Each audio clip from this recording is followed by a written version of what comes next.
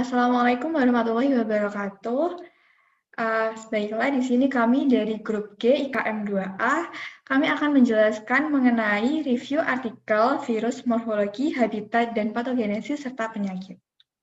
Next.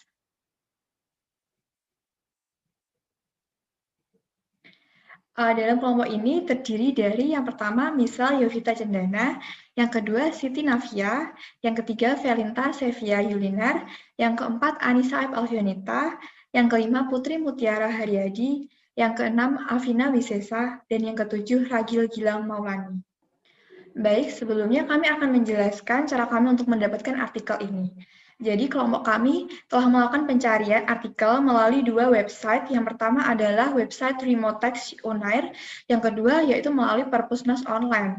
Setelah kami melakukan pencarian, kami telah menemukan 5 artikel yang sesuai dengan topik pembahasan kami, yaitu mengenai morfologi, habitat, dan patologi virus. Baik, pembahasan yang pertama yaitu membahas tentang identitas dari artikel yang akan direview. Artikel yang pertama yang berjudul The OC43 Human Coronavirus Envelope Protein is critical for infectious virus production and propagation in neuronal cells and is a determinant of neurovirulence and CNS pathology. Artikel ini tuh adalah artikel yang ditulis oleh Jenny Case Todola dan kawan-kawan dan termasuk dalam salah satu artikel yang ada di jurnal virologi. Untuk artikel yang kedua, yaitu artikel yang berjudul Influenza Virus Natural Sequence Heterogeneity in Segment 8 Affects Interaction with Cellular RNA Binding Proteins and Splicing Efficiency, yang ditulis oleh Kersey Nielsen dan kawan-kawan. Artikel ini juga salah satu artikel yang ada dalam jurnal virologi. Untuk artikel yang ketiga, yaitu berjudul Hepatitis Delta Virus and Hepatocellular Carcinoma, an Update. Ini ditulis oleh Rafaela Romeo dan kawan-kawan dan ada dalam jurnal Epidemiology and Infection.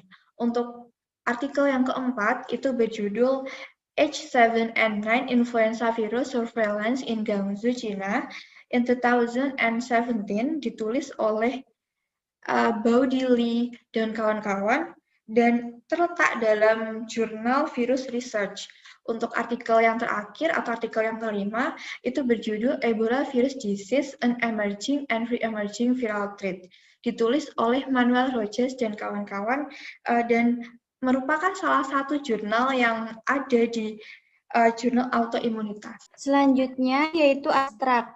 Pada artikel pertama, peneliti menunjukkan detail dan karakteristik strain OC43 dari coronavirus manusia dan menunjukkan bahwa protein HCOV OC43E pertama kali berfungsi penuh dan diperlukan untuk produksi optimal virus infeksi rekombatan. Pada artikel kedua, peneliti menunjukkan bahwa virus influenza H1N1 kurang disinkrasirasi dibandingkan dengan virus influenza H3N2. Dan peneliti juga menunjukkan bahwa protein yang terkandung dalam virus influenza serta interaksi antar protein dengan RNA pada virus influenza. Pada artikel ketiga, peneliti menjelaskan tentang virus hepatitis delta atau HDV, bagaimana infeksi kronis dengan HDV, peningkatan risiko dekompensasi hati, dan karsinoma hepatoselular dapat terjadi. Pada artikel keempat, peneliti menunjukkan bahwa virus influenza di Provinsi Gansu terletak di Cina Barat yang jauh dari epicentrum virus tersebut menunjukkan bahwa virus dapat menyebar karena dua rute perdagangan yang berbeda. Flu burung H7N9 virus menimbulkan potensi pandemi untuk mengancam kesehatan manusia. Pada artikel kelima, peneliti menunjukkan bahwa terdapat 5 spesies genus Ebola virus dari keluarga Filoviridae. Dan peneliti juga menjelaskan adanya biologi molekuler, patogenesis, manifestasi klinis, dan pengobatan penyakit virus Ebola dapat ditinjau. Selanjutnya dapat dilanjutkan teman saya. Selanjutnya yaitu latar belakang. Latar belakang pada artikel pertama yaitu tentang protein selubung virus corona manusia OC43 sangat penting untuk virus menular produksi. Perbanyakan dalam sel saraf dan sebagai penentu neurovirulensi dan patologi coronavirus adalah virus RNA yang tersebar luas dari ordo Nidovirales, keluarga Coronaviridae. Nah, latar belakang pada artikel kedua yaitu membahas tentang bagaimana heterogenitas urutan alami virus influenza di segmen 8 yang mempengaruhi interaksi dengan protein pengikat dan juga efisiensi penyambungan urutan virus influenza yang dihasilkan secara alami dapat mempengaruhi fungsi dan tingkat ekspresi protein virus. Pada latar belakang artikel yang ketiga, yaitu membahas tentang pembaruan hubungan antara infeksi HDV dan perkembangan kanker hati, serta mekanisme karsinogenesis. HDV merupakan virus RNA rusak yang membutuhkan keberadaan HBV. Pada latar belakang artikel yang keempat, yaitu membahas tentang surveillance virus influenza H7N9 di Ganzhou, Cina pada tahun 2017. Virus ini merupakan tergolong dalam virus influenza A yang dapat diklasifikasikan menjadi subtipe H1-16 dan N19. Latar belakang pada artikel yang kelima yaitu membahas tentang ancaman virus Ebola yang muncul kembali, di mana virus ini termasuk dalam famili Viroviridae dan berada ditandai dengan struktur RNA untai negatif. Perbandingan dalam segi metode dalam kelima artikel ini. Untuk artikel yang pertama, metode yang digunakan itu adalah metode kuantitatif dan kualitatif. Artikel itu menggunakan penelitian atau eksperimen seperti mencoba cell lines and mixed primary murine CNS cells yang kemudian disajikan juga beberapa data dalam bentuk statistik yang menjadi hasil representatif dari penelitian tersebut. Sedangkan untuk metode kualitatifnya sendiri itu terlihat dari adanya pemaparan gambar-gambar dan juga menunjukkan serta mendukung penjelasan-penjelasan teori maupun pembahasan yang diberikan. Kemudian selanjutnya adalah artikel yang kedua. Artikel kedua ini menggunakan metode kualitatif saja. Hal ini terlihat dari jenis data yang digunakan itu mengarah pada deskriptif dan eksploratif. Kemudian dalam artikel ini itu juga tidak ditemukan adanya data-data yang bersifat numerik maupun statistik. Dan selain itu juga hanya didukung oleh gambar-gambar seperti gambar segmen dari virus influenza itu sendiri. Kemudian untuk artikel yang ketiga menggunakan metode kuantitatif dan metode kualitatif. Metode kuantitatifnya sendiri itu dapat kita lihat dari adanya data-data seperti jumlah 299 pasien yang mengalami infeksi HDV kronis dalam kurun waktu 8. Kemudian juga disajikan data berupa prevalensi infeksi virus hepatitis yang ada di dunia. Sedangkan untuk metode kualitatifnya sendiri itu bisa kita lihat dari salah satu deskripsi atau pemaparan penulis yang membandingkan hasil kesimpulan dari peneliti bernama Putih et al. Yang digunakan untuk menguatkan penelitian miliknya. Kemudian untuk artikel yang keempat itu menggunakan metode kuantitatif dan kualitatif juga. Metode kuantitatifnya itu terlihat bahwa penulis itu melakukan pengumpulan data dan sampel dari kasus yang terjadi pada manusia. Di mana data-data yang dikumpulkan ini bisa digunakan untuk mendukung fakta-fakta yang diberikan serta dapat bisa dibuktikan keabsahannya. Contohnya adanya grafik, spesimen, dan hasil pengujian surveillance lingkungan. Kemudian untuk metode kualitatifnya itu terlihat dari adanya wawancara atau interview kepada pasien, dokter, serta orang-orang yang memiliki hubungan dengan kasus Ebola virus yang ada di wilayah Ganzhou. Sedangkan untuk metode yang terakhirnya ini, metode untuk artikel yang terakhir itu juga menggunakan metode kuantitatif dan kualitatif. Kuantitatifnya itu terlihat dari adanya data-data yang disajikan dalam bentuk tabel, seperti tabel berisi kasus dan wabah dari penyakit virus, yang memuat tahun negara, kemudian kasus yang dilaporkan, persentase, dan juga untuk metode kualitatifnya sendiri itu bisa dilihat dari bagaimana penulis menjelaskan dan mendeskripsikan realitas terkait virus Ebola seperti klasifikasi, struktur, protein, dan sebagainya yang meningkatkan pemahaman pembaca. Selanjutnya akan dilanjutkan oleh teman saya.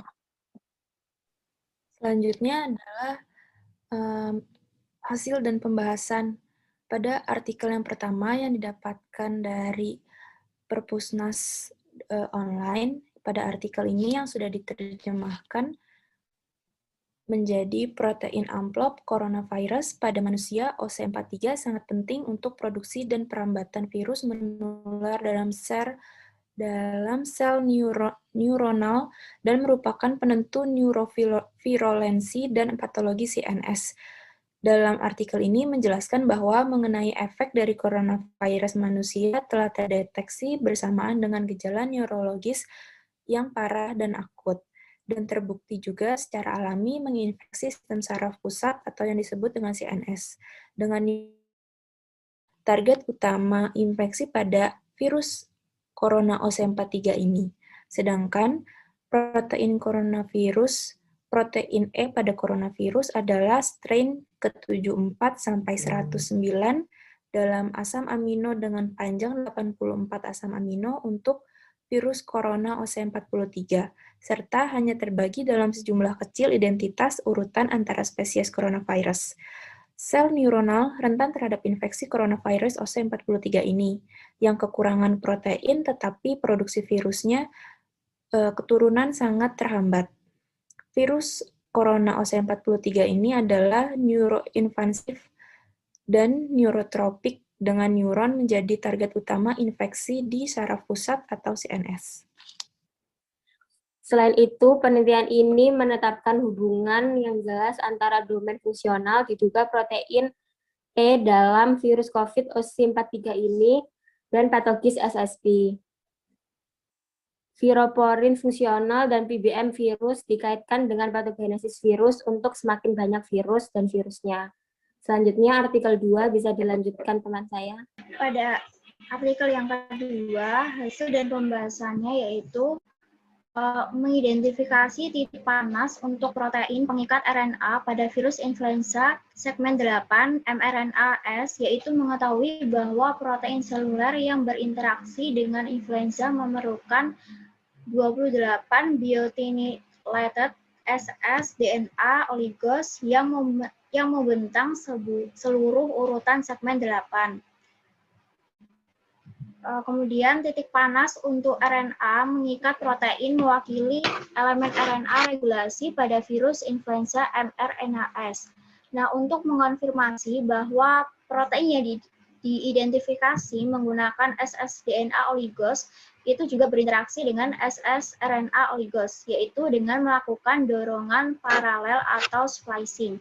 Nah, mengidentifikasi urutan nukleotida yang mempengaruhi virus influenza segmen 8 mRNA splicing terbukti berkisar dari 83% hingga 100% urutan identitas.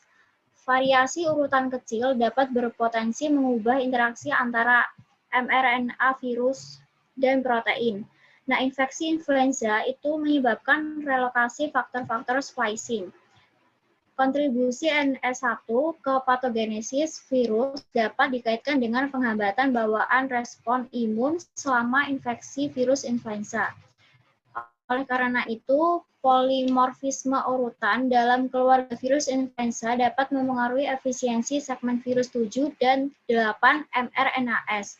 Dengan demikian, perbedaan urutan yang relatif kecil yang dibuat oleh genetic drift dapat mempengaruhi patogenitas virus dengan mempengaruhi situs yang mengikat untuk hingga mengubah penyambungan mRNA virus influenza. Untuk artikel yang ketiga yaitu hepatitis delta virus and hepatocellular carcinoma and update. Virus hepatitis delta merupakan sebuah virus dengan RNA rusak yang menghadirkan kehadiran virus hepatitis B untuk merakit dan mempropagasi virion. Virus ini tidak mengkode banyak enzim untuk mereplikasi penggunaan genomnya. Virus ini hanya menggunakan polimerasi RNA2 dari hepatosit untuk sintesis kedua RNA-S, positif dan negatif. Infeksi HDV bisa diperoleh dari koinfeksi dua virus ataupun superinfeksi HBV yang sudah kronis. Hasil dari koinfeksi adalah ekspresi dari HDV bisa menjadi sangat bervariasi. Sedangkan pada superinfeksi yang HDV pada hepatitis B yang kronis menyebabkan bentuk penyakit hati yang lebih mengancam dan meningkatkan kerusakan hati dengan perkembangan yang lebih cepat menuju ke kasus sirosis sebanyak 90%. Next. Epidemiologi HCC terkait HDV, infeksi hepatitis B, C, dan virus Delta memiliki kemungkinan besar menuju kronisitas penyebab lebih dari 80% dari semua jenis HCC.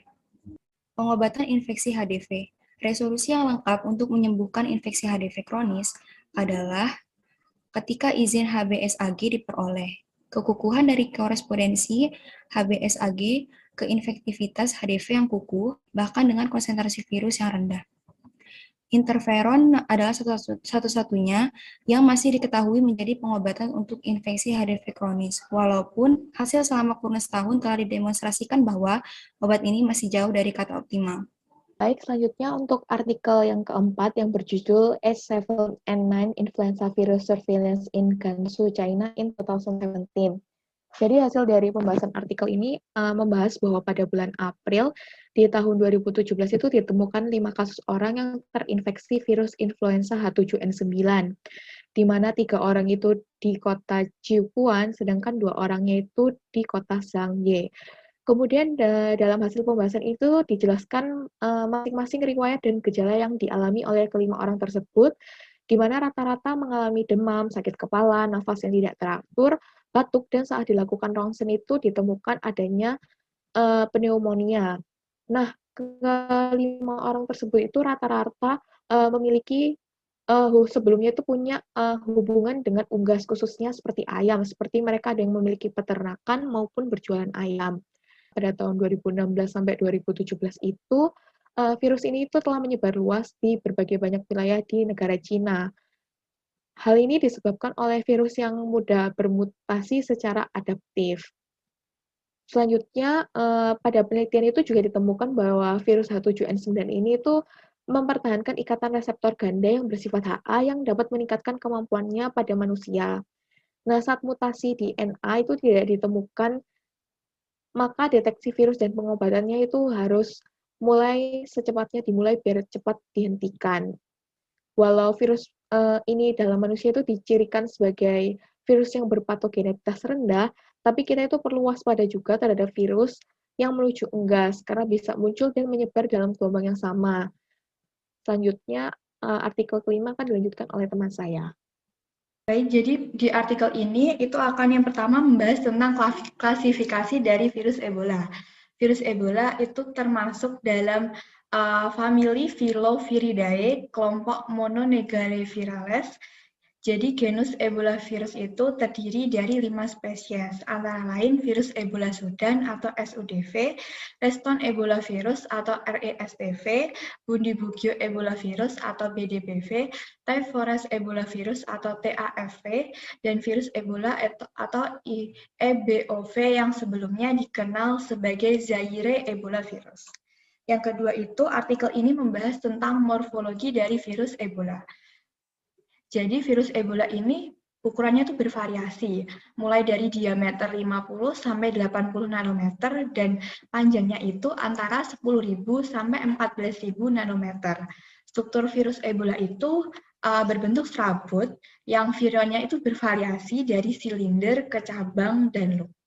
Yang ketiga itu membahas tentang siklus dari replikasi Ebola virus. Jadi siklus replikasi Ebola virus ini seperti siklus replikasi pada virus yang lain, yaitu dimulai dengan menempelnya virus pada sel inang melalui koreseptor yang berbeda. Kemudian diikuti dengan masuknya ke dalam sitoplasma inang, di mana RNA virus itu dilepaskan. Kemudian RNA virus itu ditranskripsikan menjadi protein virus dan genovirus direplikasi. Dilanjutkan oleh proses enkapsidasi, perakitan, dan pembentukan virus baru. Untuk pembahasan yang keempat itu adalah mengenai infeksi dari virus Ebola. Jadi pada infeksi virus Ebola ini itu menyebabkan peningkatan dan kerusakan pada aktivasi sel dendritik. Virus ini itu juga membentuk respon imun adaptif melalui peningkatan kadar antibodi IgG1 dan IgA isotip spesifik virus Ebola yang memediasi efek antivirus mereka melalui fungsi efektor imun bawaan. Virus Ebola ini pernah menjadi wabah di benua Afrika yang wabah terbesarnya itu terjadi antara tahun 2014 sampai 2016 di Afrika Barat. Pada saat itu menginfeksi lebih dari 28.000 orang. Nah, peningkatan wabah Ebola virus ini sebenarnya telah terjadi sejak tahun 2000 dan diperkirakan disebabkan karena adanya kontak yang meningkat antara manusia dan satwa liar, peningkatan penggundulan hutan, serta perubahan iklim. Penularannya virus Ebola ini adalah melalui cairan tubuh seperti urin, air liur, keringat, kotoran, muntah, ASI, dan air mani. Sedangkan untuk masa inkubasinya adalah mulai dari timbulnya penyakit IBOV itu sekitar 5,3 sampai 12,7 hari untuk virus Ebola. Terus untuk virus Ebola yang SUDV itu 3,35 sampai 12 hari, sedangkan untuk virus Ebola BDBV itu 6,3 sampai 7 hari. Nah, untuk pembahasan selanjutnya itu mengenai pencegahan dari virus Ebola. Jadi pencegahan virus ini itu bisa dilakukan dengan vaksin RSV Vectoret yang menyediakan 100% perlindungan. Nah, pencegahan penyakit virus Ebola saat ini itu terdiri dari prapaparan profilaksis, yaitu vaksin pelindung, dan pengobatan terdiri dari profilaksis fase exposure, atau perawatan pasca paparan, yaitu melalui terapi dan vaksin serta agen antivirus.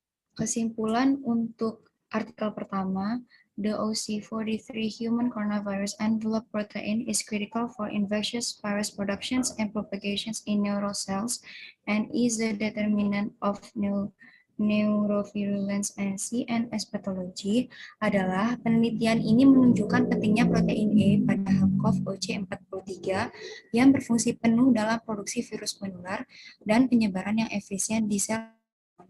Modifikasi asam amino kunci dalam domain yang diduga secara fungsional penting memodulasi produksi virus menular dan menunda penyebaran virusnya ke sel saraf manusia dan tikus dan di dalam SSP tikus.